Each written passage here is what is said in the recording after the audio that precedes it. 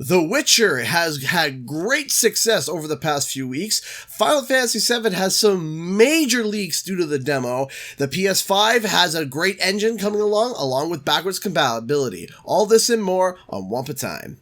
What's up, everybody? Welcome back to another episode of Wumpa Time. My name is Canadian Guy, and I'm joined by my co-host, Shemp. Hello. I'm the one who's sick, not you. I'm the one who had to cancel the stream. I'm getting cyber sickness. Oh, cyber sickness. So that's a new one. So we got some interesting. We've been back. We've been gone for the past few weeks. Christmas holidays, New Year's holidays, and not much has happened. No, it's all been kind of dry. I guess all the leaks just kind of chilled since everyone was on Christmas break. Yeah, the leaks, news, and whatnot, but that doesn't mean that we don't have some interesting tidbits, because before we get into the main piece of news that we just talked about, let us start with, well, a lighthearted piece of news. So, Shump, what's your favorite wrestling game? Oh, none. That's probably the right answer. So, yeah. I have a guilty pleasure of playing wrestling games, but at least I don't have the guilty pleasure of releasing a broken game. So WWE 2K20 is back in the news once more. So as you know, the game is called 2K20 to represent the year of 2020. And, except one little issue. Another bug has been discovered in this bug-ridden mess. What? One that's actually really, really ironic. So, as soon as it turned 2020, the game doesn't work. The game just, like, no joke, the game died. I don't know how you do that, because, like, every game engine has an internal clock. I don't fathom how this could have happened. So basically what happens is you can get into the game and the menu starts, and everything that you choose, no matter what game mode, whether it's create a superstar, whether it's wrestle or whatever, it'd crash. You get an error and it would crash. As soon as it hit 2020. Do you know what the error would say? It was like, a general PlayStation error. Where... okay. Oh, wait, this is on console? I thought it was PC only. No. Console. What? That's even more idiotic! So on console, they would click something, it'd load, and then it would just die. It would say, and it would happen on Xbox, it happened on PlayStation, and nobody knew why, until someone thought, what if I put the clock back? Turns out, because it turned 2020, the game exploded internally. Oh no. So why? Everybody thought that 2K20 was, or WWE 2K20 was a representation of the game to come out for 2020, but it turned out it was the expiry date. So you only had a couple months to play this bug-ridden mess. It didn't help that the last patch rolled out in November, and all it did was corrupt a bunch of save data. Yeah, it just made it worse. So, apparently 2K knows the situation, and they're fixing it, or they have fixed it, but either or, this... honestly, there should be some form of lawsuit or something, because there's no way you can release a game that broken and validate sales for it. There's no way. That's even more insulting, because it has been one of the, quote, best new releases of 2019 on Steam based on revenue alone. Right. WWE fans, like for me, I enjoy WWE. I do. It's really corny at times, but when it's good, it's good. And this is not one of those times. No, but let's move on to something good that everyone can get on if you have a PlayStation. Yeah. If you are a member of PlayStation Plus, you know this by now. Every month you get 2 free games, and this month's 2 free games are pretty big bangers to start off 2020. Your first one is the biggest one. That's going to be the Uncharted Nathan Drake collection. So you're technically getting 3 games for the first game. Yeah. You're getting them all remastered on the PS4, 60 frames, 1080p, I think 4K as well. Very, very good. A lot of new trophies and everything to hunt down. And if you haven't played it, please, I beg please you. Play it. There is literally no reason to not play this. And Another one, Goat Simulator. So if you want to be a goat, you can be a goat. There it is. It's on PlayStation Plus. So if you own a PlayStation and have PlayStation Plus, which is the online service to be able to play online, so most people usually do have it, go ahead and download those games. They're great fun. And speaking of great fun, there has been a alleged leak for a game that's been on hiatus since the company that made it went down. Apparently there was a leaked piece of concept art for Fable 4. Yeah, just kind of out of nowhere. Like out of nowhere. Whenever they mentioned Fable 4 and you're like, oh, Fable. Wait, 4? Yeah, Fable 4? Yeah, no. And not the Fable Legends, not the game that got canceled. That was an absolute terrible idea. Fable 4. Brand new Fable. Now, if you weren't aware, Fable 4 has been in development, but instead of Lionhead Studios, which is the studio that got shut down, it's being developed by Forza Horizon's secondary team.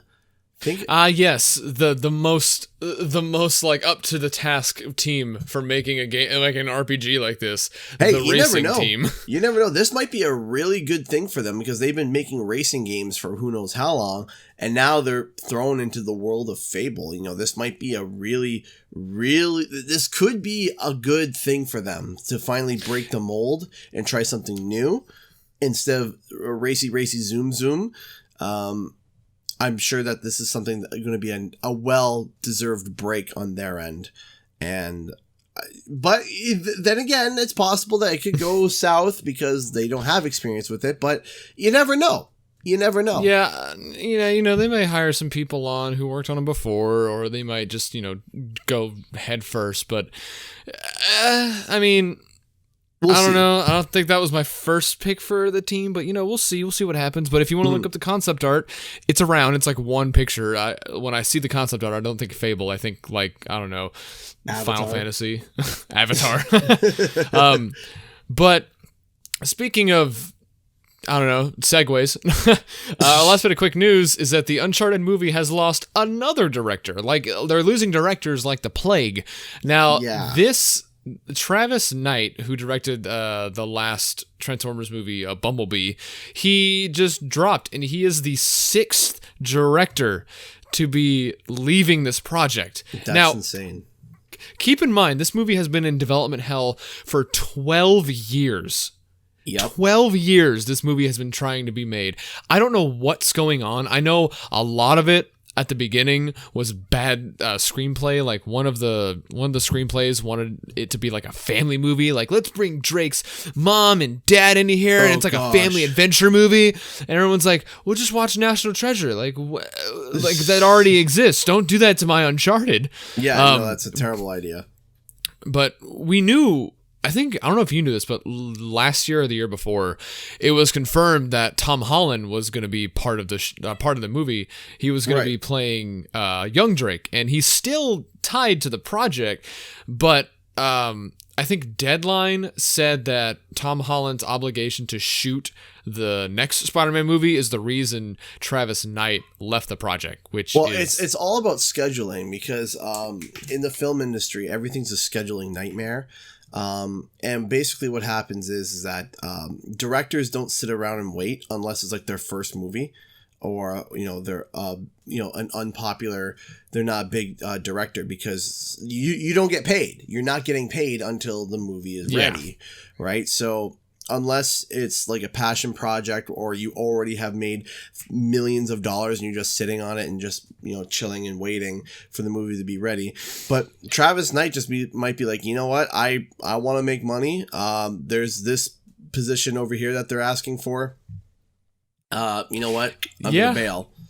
Exactly. I mean, that's what, that's what Tim Miller did with Deadpool 2, I think. He left Deadpool 2 because I think there were creative differences with Ryan Reynolds and the movie wasn't getting made. So no one's getting paid. He leaves, and now he's the producer of the Sonic movie. That's interesting. Yeah, I mean, with how long that movie's been in development, I'm sure everyone's, extending that budget. Yeah, hopefully. So speaking of adaptions and stuff, we're going to go into our first big subject of the show, The Witcher. The Yes. Witcher. If you guys haven't known, The Witcher is a game franchise that's like an RPG made by CD Projekt Red. They're currently working on Cyberpunk 2077, but Netflix turned it into an actual adaptation, and it's, in my opinion, it's pretty good. It's pretty good. You're on episode 6, I think, right now. Yeah. So no story. There's no spoilers, just in case for anyone's concerned. Yeah, we're not going to spoil. No spoilers. But I finished the show. I absolutely loved it. It's kind of hard to follow for the standard viewer because there's like 3 stories going on. Yeah. But it all wraps up. It all connects pretty soon. And season 2 was confirmed to be more focused on. Yep. One plot line. But the big thing is that when the Witcher show dropped, everyone's talking about it. Everyone's still talking about it. It's still getting I think it's getting like Stranger Things numbers in terms of viewership on Netflix. It's like Netflix's own Game of Thrones. Yeah, well they said number 1 this year was Stranger Things, but it beat out The Mandalorian. What? Wait, what? It passed The Mandalorian, yeah. I did not know that. Yeah, The Witcher, which is huge. And The Mandalorian is fantastic. Like I just finished that as well. Fantastic. But apparently The Witcher had passed. I had heard from 2 sources that The Witcher had passed in terms of overall like viewing and overall numbers and ratings and stuff past The Mandalorian. That's insane. That is insane. That's pretty good for like The Witcher. Is this The Witcher series' first time being adapted into something on the screen? Yeah, I think there was some like offshoot movie that came out like in 2010 and it was really bad. It was like a low budget. I don't like when we were looking it up online, we saw like we don't know if it was a fan made thing or if it was a big budget or a minor budget. So this is the first AAA screening that we've ever had of The Witcher, and it's doing really well. Yeah, it's doing very well, and it deserves it because it's a really good show. It is. Now, the thing is, I've never played the games. I've been really wanting to, and I actually just picked up Witcher 3 on PS4. Haven't played it yet, but I did not know that between each game, there are 3 games, but between each game, there's a book series between each game. It's not just a book, it's a series. Yeah. That's insane to me that there's that many books out there. Mm-hmm. And also to talk about what you said earlier, there was another Witcher adaptation in 2001. It was a movie in Polish called The Hexer. Okay. And it has a 3 on IMDb. Nice. Yeah, nice. So now there's something that's very interesting that I kind of want to talk about a little bit about the books because one of the things that, and it sounds like it's a little off topic, but don't worry, it segues really quickly, is that Henry Cavill, who plays Geralt, does a fantastic job. In terms of mannerisms, in terms of even the voice, it's the same style of voice. And the way he delivers his lines is just like, it's fantastic. It's great. But did you know that he has beaten The Witcher 2.5 times before he even was called up? Wait, what? No, I didn't know that. What?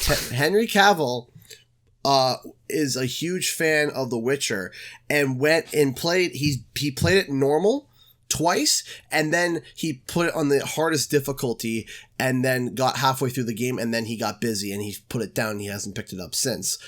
But he's played full 100% twice The Witcher himself. Okay, so he's like, I guess you could say researched for this role. Yeah, but he didn't. But this was before he was called to be Geralt. This was he didn't even know he was casted. He was going to get casted for this. This was years ago.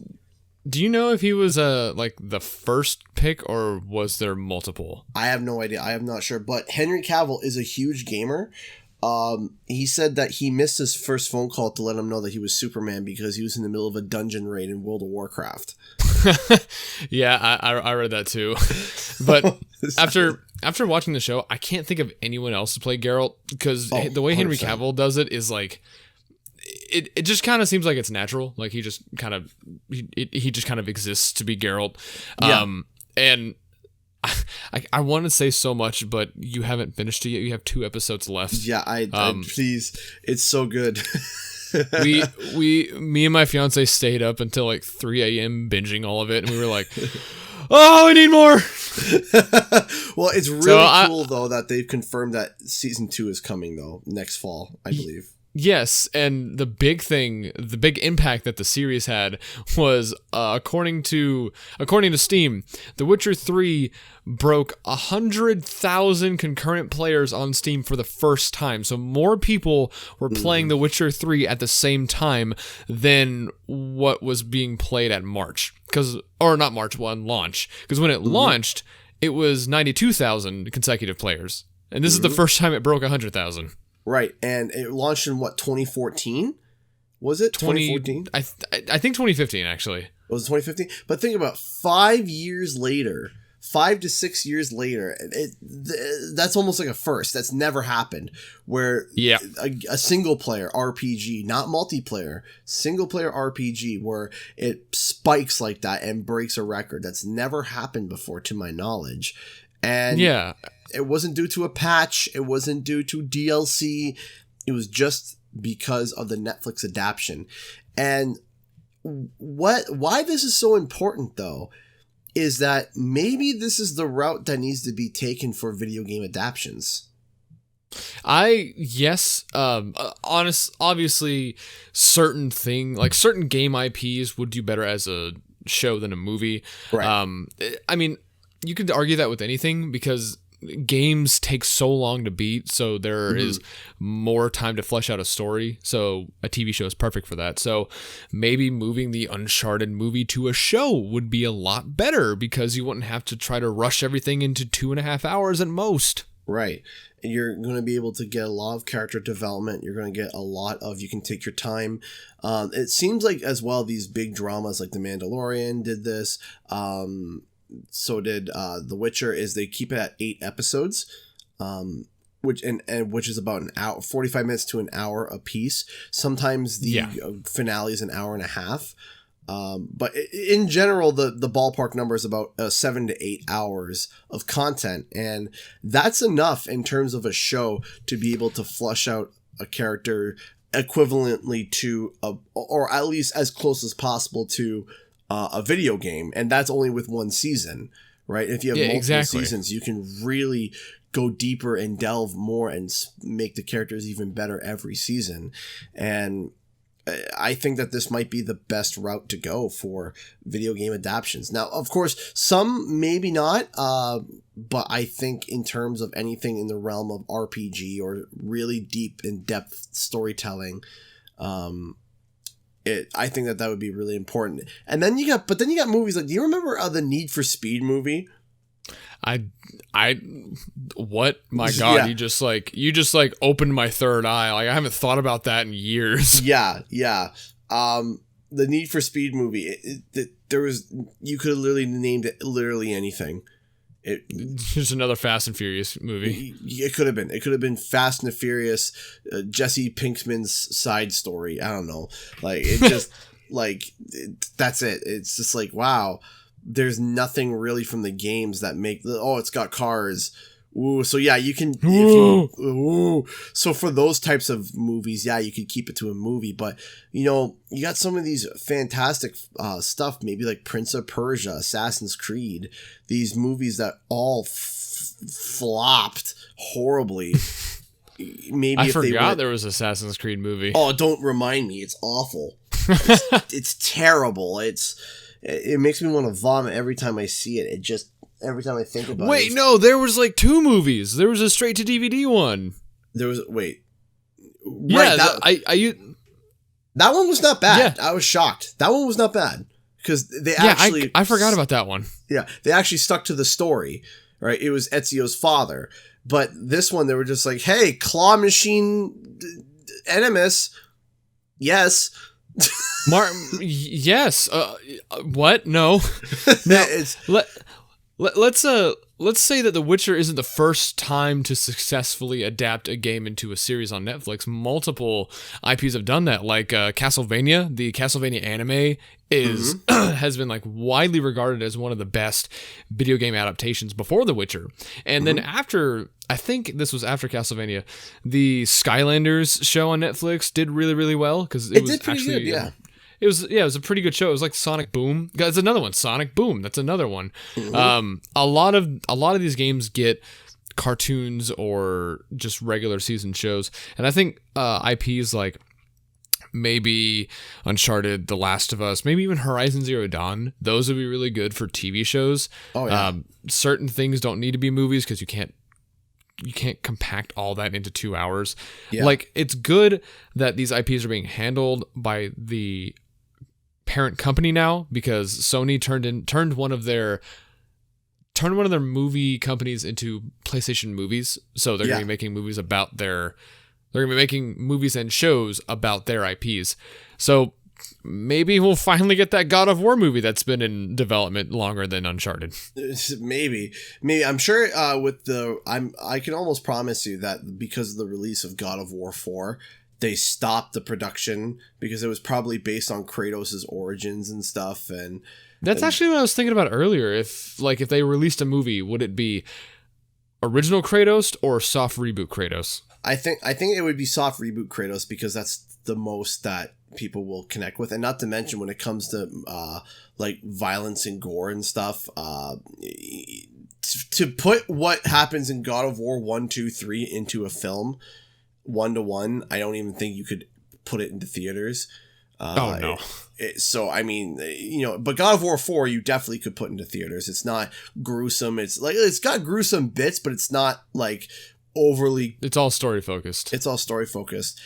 So let's move on to the next subject, which is there's a lot of mixed feelings here, and I want to have your take on this. So, as we had found out, there was a leak that there was going to be a final. By the way, before we continue, I want to say there will be no spoilers in this whole Wumpa cast. No spoilers. We're not going to spoil story-wise, content-wise. We're not going to do that.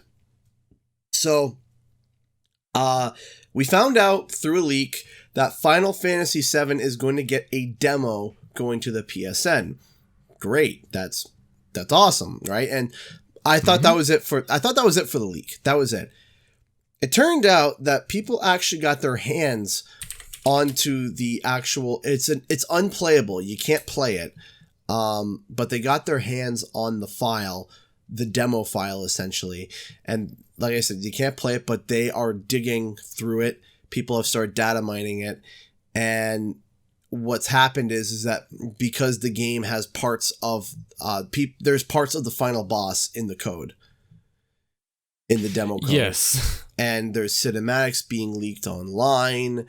There's so warning for everyone out there, if you're a Final Fantasy VII fan, keep your head down to March, because they're leaking story elements, they're leaking missions, they're leaking all this different kind of stuff. And also, one more thing before we continue, some people might be saying, oh, well, it's just a remake. Well, here's the thing, is that Final Fantasy VII is being put into multiple parts, and so they're expanding on the story, and they're expanding on missions, and expanding on stuff. So we don't know when the first game is necessarily going to end, and we don't know what the boss is going to be, and that's what they're leaking. They're leaking who the bosses are, the missions, details that are really, really big to the story. And what are your thoughts on it, on all these leaks and stuff? Okay, first off, I tracked down the leak to the album of data mine screenshots, and obviously it's been taken down, but we have the web archive, the Wayback Machine, so people have archived it. This is a huge album. Like, the scroll wheel, it is massive, the amount of stuff that was data mined. I thought it was just text. No. Oh, I mean, okay, so this is on levels with Pokemon Sword and Shield in terms of leaks. Yeah. Because some of the stuff is interesting. Like, we have a lot of, what's the word? We have a lot of development screenshots. Like, this isn't a spoiler. This isn't like a screenshot of the game, but there's a screenshot of cloud in front of the city. It looks like an artwork, but on the top right it says dummy movie. So it's like, they put that there before they make the cutscene. So it's weird that that's like still in there. But it's also interesting that they have so much. Like they have the banner, they have the logo, they have the little artwork that you have on the PlayStation 4 for your icon. Yeah. But in terms of leaks, like, this is pretty big, and this is a big reason why we don't have demos anymore, especially on the Switch. Every time there's a Switch demo, that gets data mined so hard. Especially the fact that this got data mined, and the fact that this got data mined so quickly on the PlayStation Store of all things, because that usually has a pretty tight security lock after the 2012 hacking. Yeah, it's Nintendo's eShop that usually has a pretty bad. What's a security measure, but I can see why companies don't put their demos on the stores anymore. This is kind of a big deal. Yeah. Dude, I'm looking through all of this. All this is huge. All of this is huge. Yeah, I'm staying away from all of it. But this is something that's also really sad because it's Tetsu Nomura that's the director of this game, right? He was the one that also directed Kingdom Hearts 3. And didn't Kingdom Hearts 3 come to a same fate where like huge parts of it were getting leaked and people were playing it early?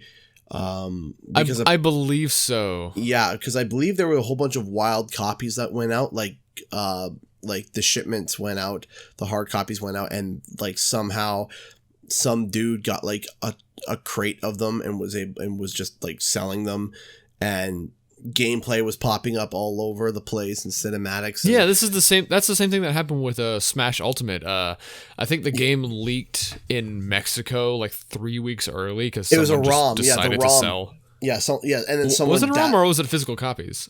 I think one physical copy got out, and the person that got it data mined it. Now the chat below will probably correct us on this, but from what I remember correctly was that it was one that got leaked, or only a few copies, and one of them was to someone who data mines, and they leaked the ROM online, and that was it, and it just went everywhere.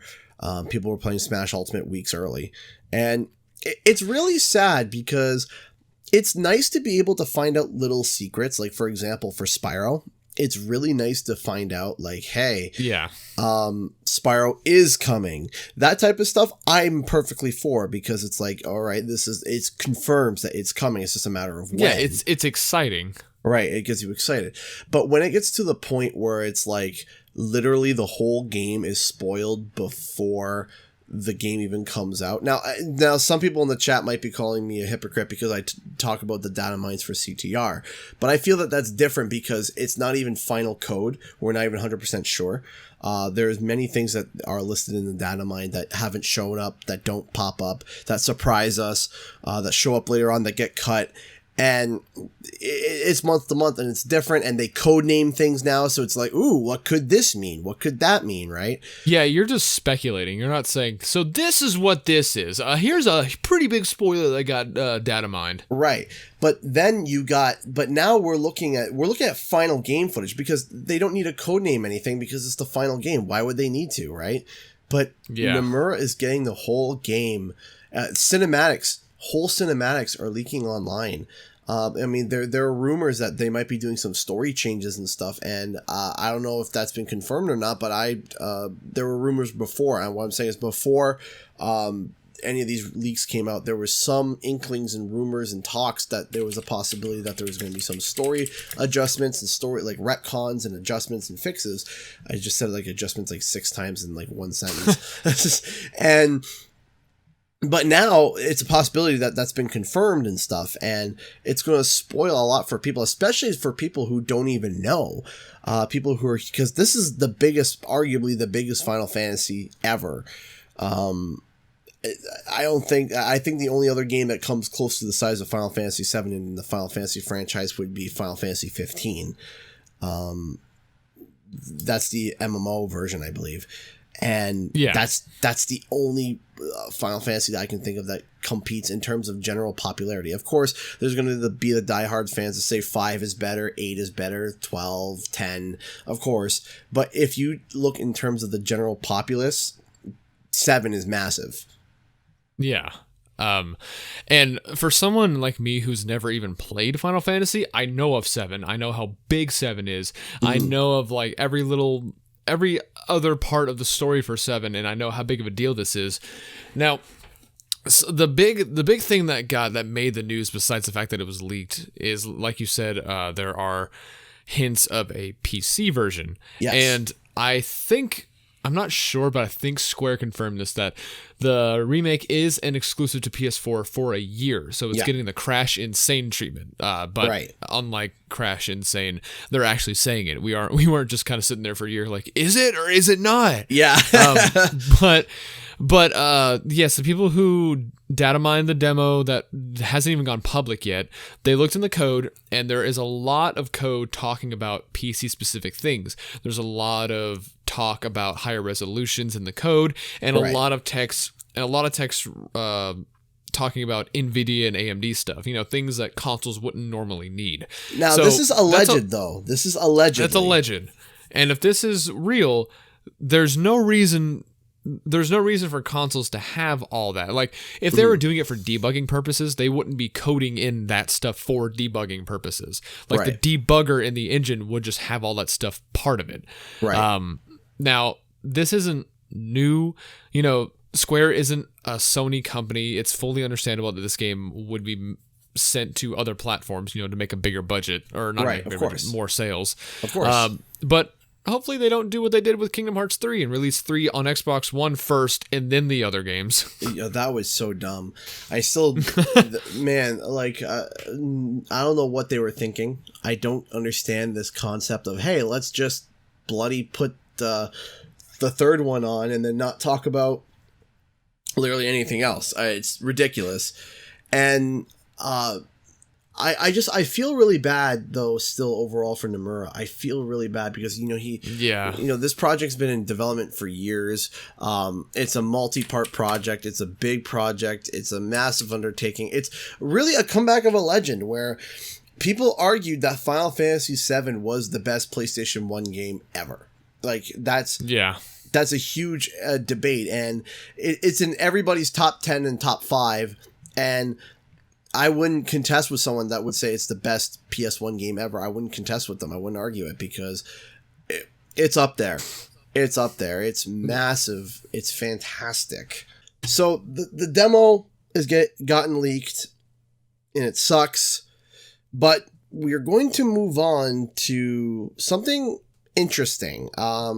We talked about this, I think, briefly before, but Shemp, can you talk about this big, massive leak for the next PlayStation installment? Okay, so yes, we did talk about this a little bit on a previous episode. I don't remember which episode, but again, take this with a grain of salt. This is just a rumor, but this guy is making pretty hard claims. And it's backed up. Yes, so this guy on Twitter by the name of Hip Hop Gamer, like at Hip Hop Gamer, he actually came out and said that there is an official name for Sony's backwards compatibility method, and it's called the remastering engine, and it's going to be for not just PS3 and 2 games, but for PS1 and PS4 games. So this is going to be interesting. Basically what it is what all the other patents have said before, and if you haven't seen them before, what they do is, like, if you've played Dolphin Emulator, which is the GameCube emulator, and you play a GameCube game, you can change the resolution to like 4K, so all the textures and the models will kind of smooth it out, and it'll be a lot sharper, and it'll look a lot prettier, and the engine just knows how to do that. So basically that's what this is going to be doing, and honestly, I can see it. We've gotten to the point to where technology can do that, like kind of like that. If my computer can do that, why not PlayStation 5 in the year 2020? Right. Now, the whole idea is that you would get your game, like a PS3 or something, a PS3 game or a PS2 game, pop it in there, it would read it. I think maybe it would install it to the drive, and you would just play it, and you could either have the option to remaster it, quote unquote, or play it natively. Right. And the remastering isn't like any models being changed or whatnot. All it's doing is that it's essentially doing a memory hack to itself so that it can go 16:9, so that it can analyze it and say, okay, where the black bars would be if it's an older game from like the PS2 or PS1 era. Instead of there being black bars, it'd be able to see what's behind those black bars and stretch the image out to 16:9, which is the standard image screen ratio nowadays. And it would upscale the texture so that it wouldn't be pixelized, but it would look very smoothed out on the models.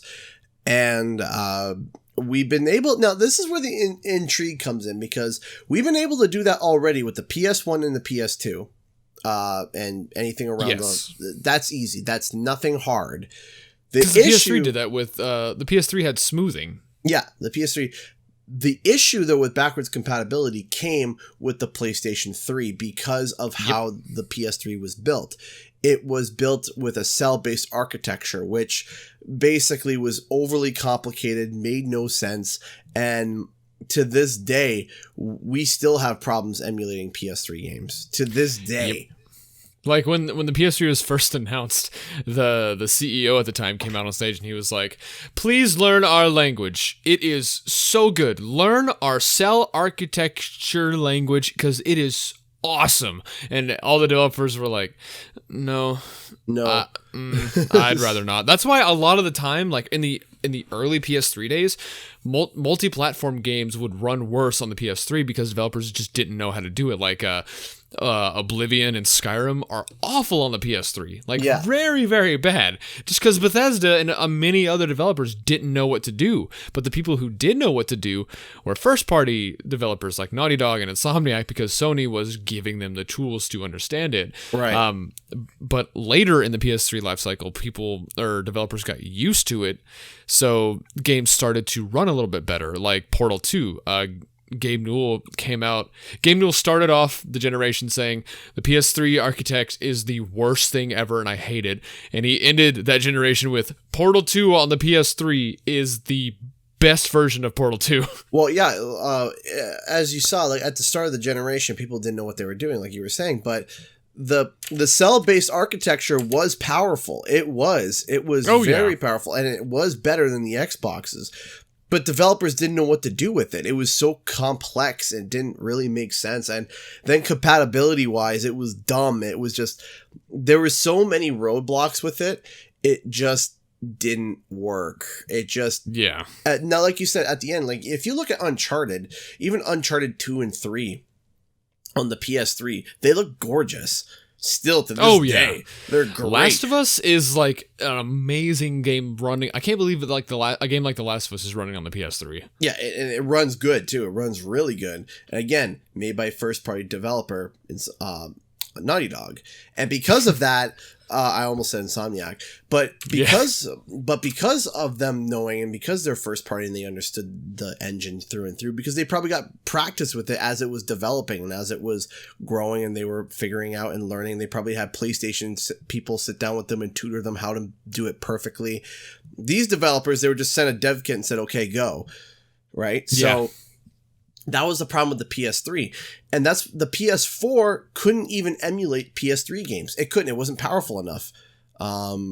It just didn't work.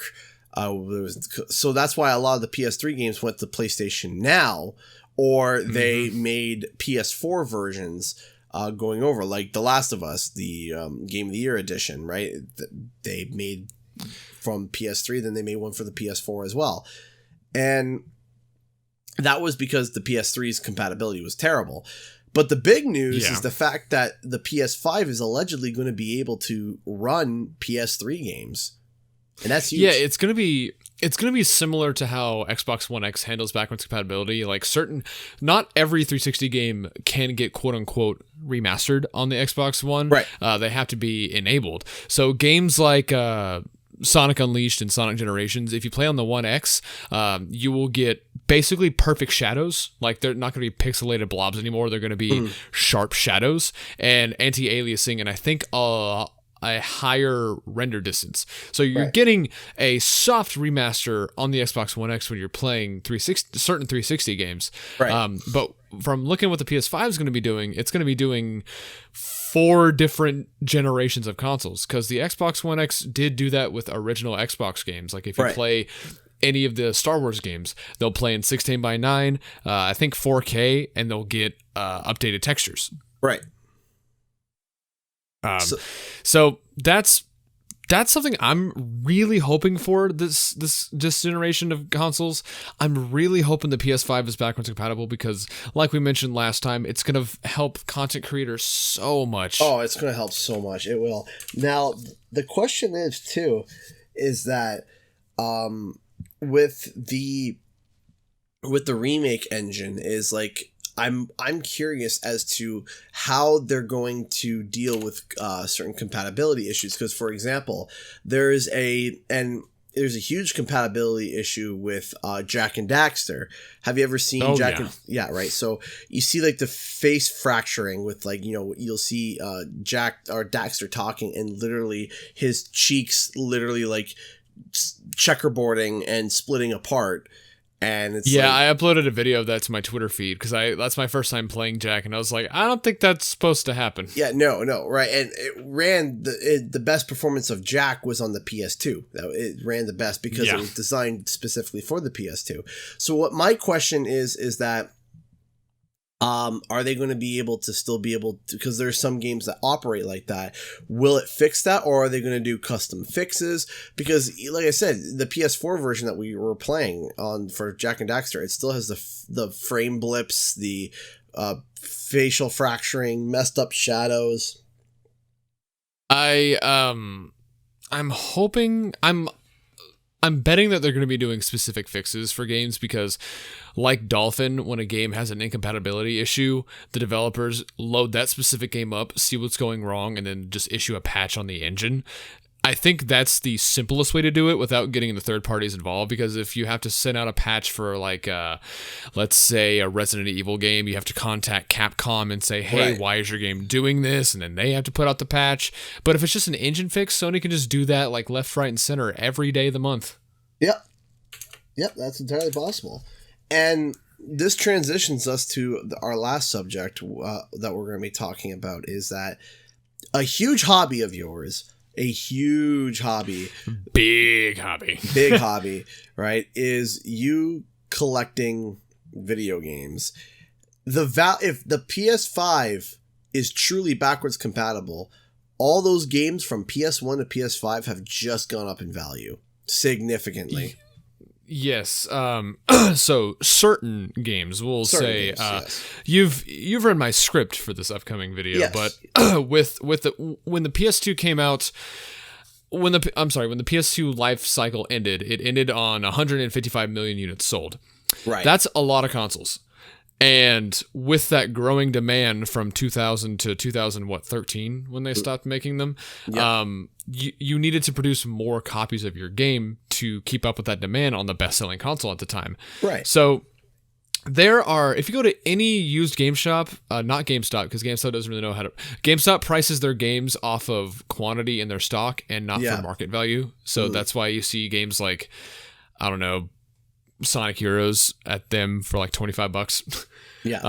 If you go to any local used game store or even websites like JJ Games, you'll see that a lot of the PS2 versions of games are pretty cheap. Even Sony exclusives like Ratchet and Clank go for like maybe $6 because there's millions of copies. It's not hard to find. They're ready available.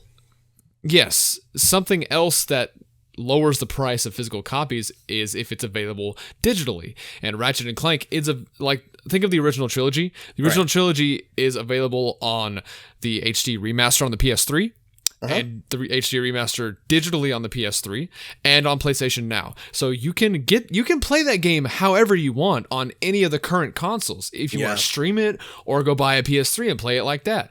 Right. But the spin-off game like that wasn't part of collections, like Ratchet and Clank Size Matters, that was developed by a third party. That game goes for like $15 because it's not readily available. Right. That game only came out on two systems, the PSP and the PS2. And the PS2 version is more expensive because that came out later. Right. And also, too, it depends on the because you got different versions of games, too, because you got games that come out in Europe, you got games that come out in You got games that come out in Europe, you got games that come out in Australia, you got games that come out in Japan, and you got games that come out in North America. And sometimes they're different. And of course, the biggest difference between the Japanese releases and the American releases is obviously the language.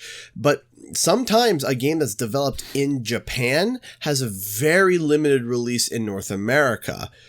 And the North American versions are usually valued higher. For example, like we mentioned before, I have Monster Rancher 4 for the PlayStation 2 complete with the book. And because the value of that game is incredibly high, and the reason being is because there was a very limited release in North America, correct? Correct. And that also brings me to something. So how much do you think Monster Rancher, like your copy, goes for right now? Last time I checked, which was a few years ago, was $70. Okay. I'm thinking ballpark $90. Okay. And what console was it on again? PS2. Okay, PS2, and it's Monster Rancher 4. So yeah. if I look up Monster Rancher 4 right now on my little app, let's see, Monster Rancher 4 right now goes for $45. Oh, really? Like it's gone complete. Down. Yeah, complete. Loose, it goes for $40. So disc only, it goes for $40. Right. But the thing is, the Japanese version of those games are a lot cheaper because they're mass produced in Japan. Like, for example, I just bought a Japanese copy of Spider-Man 1 on the GameCube for $4. Yeah.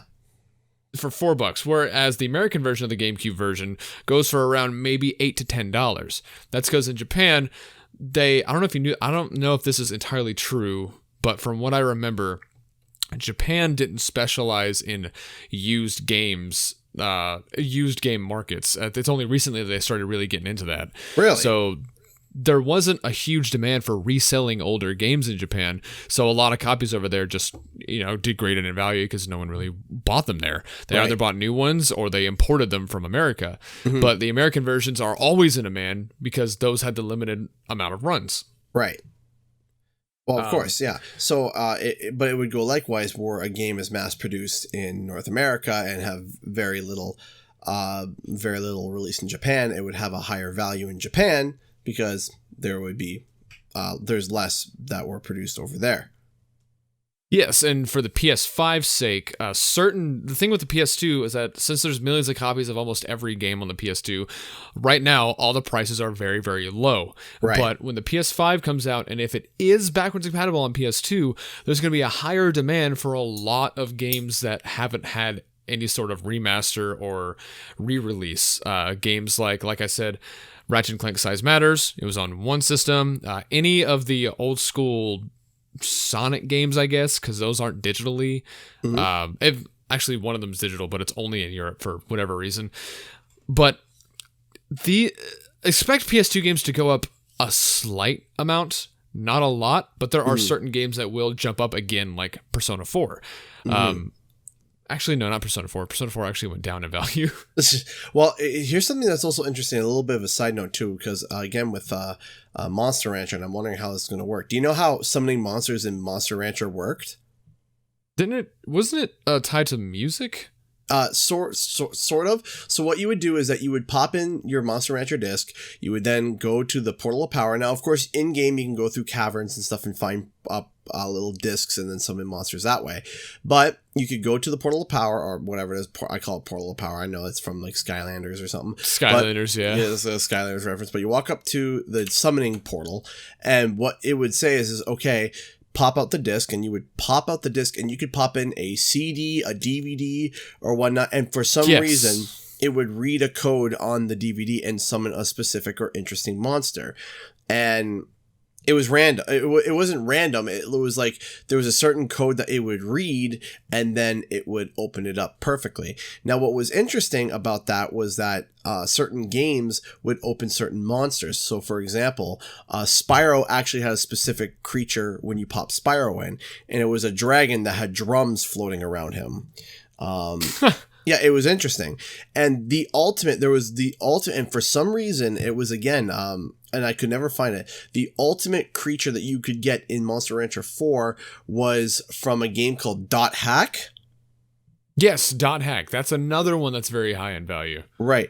So, but that was a Japanese game, and I looked everywhere for Dot Hack for the version that I said that this ultimate creature was like a phoenix or something that came from it. And it was stupid how expensive it was back then. When this was before Amazon and before, it was crazy expensive back then, and it just went up and up and up in price. But my question is with the backwards compatibility, I'm wondering how that feature would work. Would it work with Blu-rays, or I'm just a little sidetracked there. But again, these Japanese games, Dot Hack, we talked about this before too. Dragon Ball Z has some games that are really high in price as well. There's some that are dirt cheap, and then some that are like crazy high in price. Was it Budokai 3? Budokai 3. Budokai 1 is like $5. Budokai 3, I think, is like $50. Yeah, which is crazy. And that's another game, because that game was part of the Budokai HD collection on the 360 and the PS3. So there's another version of that game out there that's honestly cheaper, but people still want the PS2 version. Now, to bring it kind of back to the demographic of both of our channels, if the PS5 is backwards compatible, like I said, certain PS2 games will go up in price, and one of them that's probably going to go back up in price is The Legend of Spyro: Dawn of the Dragon. Because that game, oof. So I'm sure that game was like being developed under Sierra, and then Activision took over. So there's a whole bunch of stuff going on. Yeah. And then they make a limited amount of copies on certain consoles, like the PS3. The PS3 version currently goes for around $46 to $50. Mm-hmm. But right now, the PS2 version is going for $23. Now that's a lot of money for a subpar PS2 game. Yeah. Yeah, the fan base is also like the people that are fans of this game. They're diehard fans. They're not like. It's the thing with the Legend series. There's not really a casual Legend of Spyro fan. You either like... No, it's always diehard. It's really, really passionate and really diehard, where it's like, yeah, I didn't like it, not the biggest fan, it was okay, not great. And then I loved it. It's what I still draw the designs to this day, right? And we have friends that are like that, where it's diehard Legend of Spyro fans. And they know that they could set the price to $40, $50, $60 for the game, and know that a diehard fan will pay for it, no problem. Yeah. And that is when you have limited qualities and high demand from diehard fans, that value goes up. Like right now, I also have the Xbox 360 version, and it's going for $40. That's crazy. A lot for a 360 game. That is crazy, man. Especially for a 360 game. Is there any, I'm trying to think of what 360 game, because 360 was extremely popular in North America and dead in Japan. Quite literally. Honestly, so this is pretty interesting. I'm looking at the app. By the way, the app I'm using is called Game Eye. It categorizes your entire collection, and I'm looking right now. It's really interesting. My top 3, the most expensive one is Spyro: Dawn of the Dragon at $38. The second one is Crash Mind Over Mutant for $26, and then Crash of the Titans for $24. Really? And then right under that is Spider-Man: Edge of Time. Now, the thing that these games all have in common is that they were released once and never again. They are not on any digital market because, one, for Spider-Man's sake, Activision's license expired, so all the digital listings got taken down. Yep. For these specific Crash and Spyro games, there isn't a high demand for them, so there's no point in trying to put them on anything else or remastering them. So the one run is all they had. Right. And to be fair, they didn't sell that well. So that's another reason Activision kind of swept them under the rug. So one run, deteriorating copies of games out in the world, so there's now even less than there was originally. Now, I want to ask you... insane. Yeah, that is insane, but I got a question for you, because I got a special case to talk about, and then we'll wrap up the podcast after this, and I want to know if you could look up on your app how much... Okay. And this is where I'm very, very curious. Could you look up how much 2 Human costs? Two Human on what system? Any system. It doesn't matter. Okay. Two Human. Oh, so it was only on the 360. Mm-hmm. Two Human currently goes for $5. Okay. Now look up XMen Destiny. Okay, XMen Destiny. Let's see. On the 360, $7. Okay, so here's why I'm curious about that. Is that both of those games were made by a studio called Silicon Knights. And Silicon Knights actually is a developer that is close to around an area that I live. Oh, really? Yes. They got destroyed. And actually, all copies that they had, I had heard that all copies that they had of Two Human and X-Men got taken down and shipped back and destroyed. And the reason being... What? Yeah. The reason being is because they got into a lawsuit with Epic. And what had happened was that they were working with Unreal 3 at the time. And what had happened was that Epic Games was using Unreal 4 within their own studios, but they didn't release it yet to the public. And Silicon Knights, people have, licenses with it so that when a new program comes out, it gets sent out to all the different developers. And what Silicon Knights was saying was that Epic Games was withholding programs from them, and what Epic Games was saying was, no, it's not ready yet. We're making Gears of War with it, and we're kind of doing the test developing with it, but it's not ready for public use yet. We're still figuring out the kinks and bugs as we're developing Gears of War. And what happened was Silicon Knights went to go a lawsuit against Epic Games because for withholding. Now this is where things get interesting. Epic Games did a countersue because they were saying, this is where things get really interesting, because what they didn't know, what Silicon Knights didn't know, was that Epic Games knew that they were up to some interesting stuff. Silicon Knights was actually stealing assets from Gears of War and putting it into their games without asking Epic. Oh no, sir. Yeah. They were finding model names, but they weren't even changing the code names. Like when you went down to the source files, they were the same source files from Gears of War and from all that stuff. And they were using it in Two Human, they were using it in X-Men. And what happened was that when the suit ended, Epic won and destroyed Silicon Knights. Silicon Knights went out of business, died, and all the games that had any assets from Gears of War had to be shipped away and destroyed. So I'm wondering how long that suit went on, because Two Human was released in 2008, but X-Men Destiny was released in 2011. Well, I mean, the suit went on for a while, and the reason why that's interesting is because my old bosses used to work at Silicon Knights before they started the visual effects company that I worked at. Oh, wow. Yeah. So I bring up the release date because in the time that the suit was settled and everything, obviously Two Human was published by Microsoft, X-Men was published by Activision, of course, because it's Marvel. So right. those two publishers, especially with one of them, the IPs being that big, there's already over 1 million copies being produced before the game is even launched.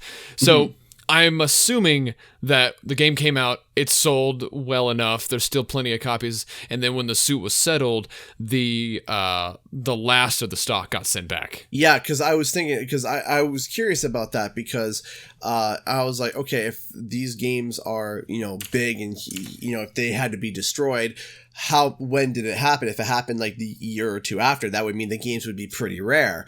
But if it came out years upon years upon years, or the suit was sold years upon years upon years later, then enough copies would be out in the wild. And they weren't particularly good games either. The demand for them was pretty bloody low. Two Human, I remember they did a review like, hey, instead of making the right analog stick the camera, let's make it the attack. What? Yeah, and it's wherever you pointed your analog stick is where your character would attack, and it was a third-person game. What? Yeah. What? Yeah, that was a thing that they tried to do, and it was. Yeah, I think you had to rotate the camera like literally like old Spyro style with the shoulder buttons. I'm actually on their Wikipedia page right now, and so it looks like the suit was settled in 2014. So that's 3 years after XMen Destiny. Okay, so yeah, so it would have had enough copies out in the wild then. Yeah, and that's the